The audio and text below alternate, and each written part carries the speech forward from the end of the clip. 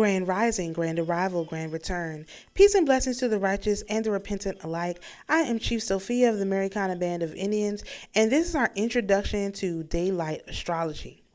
So in this in this cycle, we are going to in this video we're going to discuss how most astrology cycles are calculated, and we're also going to introduce the way that I'm calculating them. And this is directly related to the last video I made, or the other video where I talk about including the darkness in the midst of the light. So it's not just dark to dark or light to light, but incorporating the darkness and the light. So the way most cycles are calculated, if you've never heard these words before, because for some reason you're new to astrology, I'm going to try to explain them the best I can. A conjunction is when two planets are at the same degree, seconds and minutes, okay? And so most cycles are calculated. They start with a conjunction. When two planets come together, it's a conjunction. Then the first interaction between these planets is a trine, and a trine is when they're in the same, basically they're in the same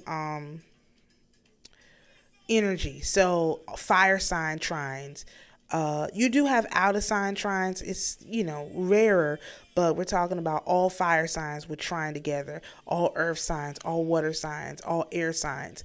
The very first placement out is a friendly placement. That's followed by a harsh placement, which is a square. And the square is basically out of sign. And usually a sign that it's not really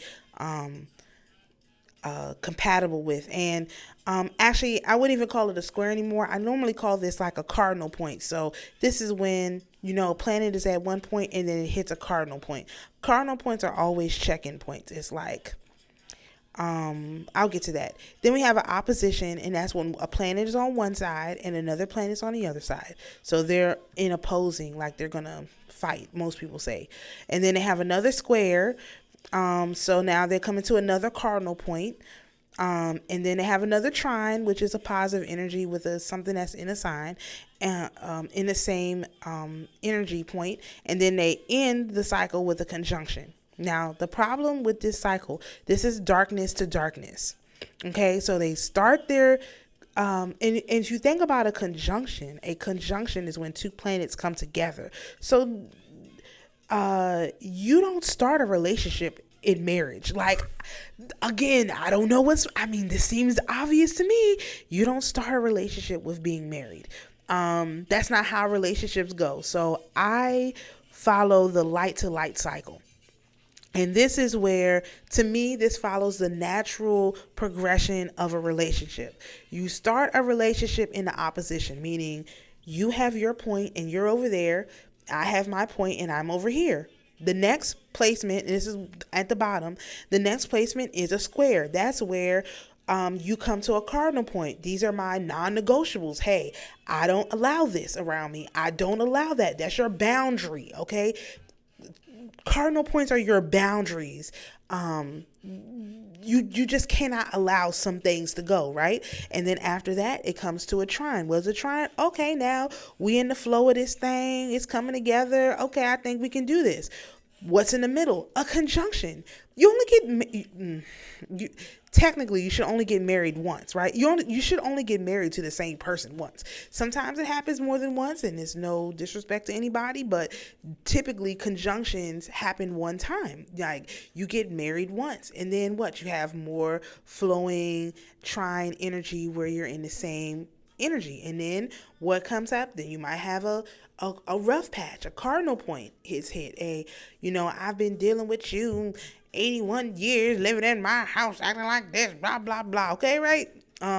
Also, this is like when all the kids move out of the relationship or of the house, and then now you've got empty nesters, and you're like, oh my gosh, how did I live with you all these years? You know what I mean? And then how does a relationship end? It ends with an opposition. Usually one person is in the grave and the other person isn't. That's the natural flow of a relationship. And so it makes sense that if we want these planets to flow in our life naturally, we should give them a cycle that reflects how we actually as humans work. I mean, I don't know why this would be controversial. I'm sure it will be, but it doesn't make sense to me to do it any other way. And so this is the way that I do it. Now, it's important to mention that squares are the nature of Mars and trines are the nature of Jupiter. So squares are, I call them checkpoints. So if you're driving down the road, let's say our opposition is, I'm driving down the road, I'm in one seat with somebody. Okay, we're driving down the road, and we're looking at our bottom cycle, our light to light cycle. And I come to a checkpoint. Okay, I'm gonna come to the checkpoint, and then maybe they say, okay, let's see your license, let's see your registration, let's make sure you are who you say you are. Okay, no problem. I have all my paperwork, everything is fine. It's just making sure that all the issues that need to be addressed, like you have gas, you're getting ready to go into this like thing, you want to make sure you have everything that you need. Okay, cool, no problem. So that is what a square is. All right. The next thing you have is a trine. Well, trines are like the easy pass. So because you stopped at that square and the guy say, okay, do you have gas? Do you have this? Oh man, let me stop and get some gas. When you get to the trine, oh, you could just flow because you already did the checkpoint at the square. And when you get to the conjunction, man, that's open highway. You just shoom straight down the road. You don't even have to stop. That's open highway. You don't need no gas. You don't need no food. You don't need no nothing. Then you come to a trine. You like, maybe I'll stop and get me something to eat, get something to drink. We've been on this road a while. Let's just do something fun, something nice, like a nice warm feeling together. Okay, that's your next trine. Then before you get to your location, it's another checkpoint. It's like, hey, do you have enough gas? Do you have enough this? Let me see this. Let me see that. Just making sure Saturn is an enforcer. They're going to make sure you have what you need. Like, do you have what you need to do this, to finish this project, to end strong? And that's a check. And then when you get to the opposition, that's you standing in your full power and your partner standing in their full power.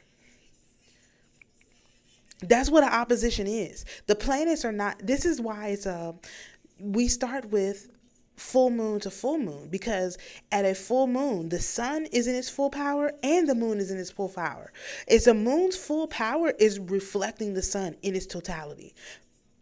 And the sun's full power is being lit up to reflect the moon. That is full power for the sun and the moon. That is what an opposition is. And so that's what happens with these planets. We look at these different cycles. It's who is in their full power. Are you in your full power? Are they in their full power? As long as everyone's in their full power, everything is good. That's how this particular cycle works.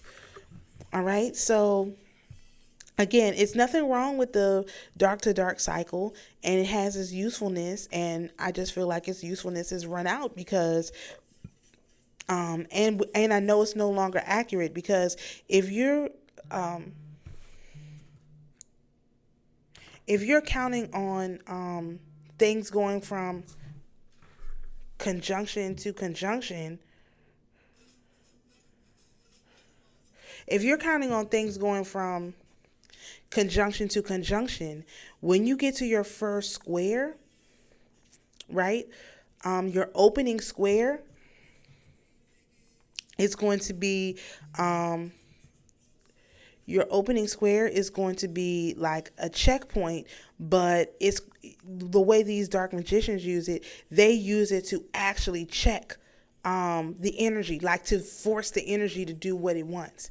Whereas if you going from opposition to opposition, your opening square is going to be a friendly checkpoint, because you're already in your full power, and the other planet is already in its full power. So the opening square is just like making sure everything is okay, making sure you don't need anything, making sure that everybody is, because the idea is when you get to your next opposition that you both retain your full power. When you go from conjunction is a domination point. Basically, it's like if you're on a road and you're conjunct the road, you are dominating that. You are domineering that road. Okay, you don't supposed to do people like that. You supposed to be, I'm in my full power, you're in your full power. When you get to the conjunction, that's when we vibing together, like we just on the same, we're united, we're unified. But they use those conjunctions as, I'm gonna overtake you, I'm gonna overpower you. And this is my suggestion, what I'm doing to regain my power and say, no, opposition is when I'm in my full power and you're in your full power. And you don't lose any of your power along the way. The point of these squares and trines and conjunctions is for you to get more in alignment with your own power, not to be giving up your power. And the dark magicians have used this in the opposite way. So I hope this has been helpful. Shalom, peace, and blessings, and we'll see you in the next video.